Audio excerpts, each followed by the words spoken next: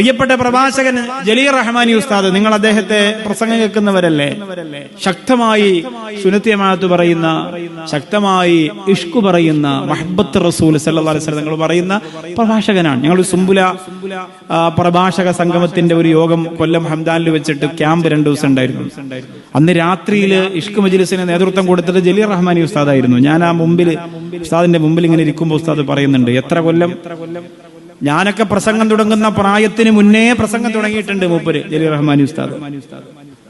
അദ്ദേഹം പറയാണ്, ഇപ്പോഴും എനിക്ക് പ്രസംഗിക്കാൻ ഈ ശബ്ദം, പ്രായമേറെയായി, യാത്രകൾ ഒരുപാട് ചെയ്തു, ദറസായി, മക്കളായി, കുടുംബമായി ഒക്കെയായി, ഇപ്പോഴും എനിക്ക് പ്രസംഗിക്കാൻ പറ്റുന്നത്, എനിക്ക് ശബ്ദം തുറന്ന് നിങ്ങളോട് വർത്താനം പറയാൻ പറ്റുന്നത് മാണിക്യ മുത്ത് നബി മുഹമ്മദ് മുസ്തഫ സ്വല്ലല്ലാഹു അലൈഹി വസല്ലം തങ്ങളുടെ മദ്ഹ് ഞാൻ പറയുകയും പാടുകയും ചെയ്യുന്നത് കൊണ്ടാണെന്ന് ഉറപ്പിച്ച് പ്രഭാഷകരായ ഒരു വലിയ സംഘത്തിന് മുന്നിൽ വിരൽ ചൂണ്ടിയിട്ട് അദ്ദേഹം പറയുമ്പോ അതാണ് ഒരു ഉറപ്പ്, ഈമാന്റെ ഉറപ്പ്.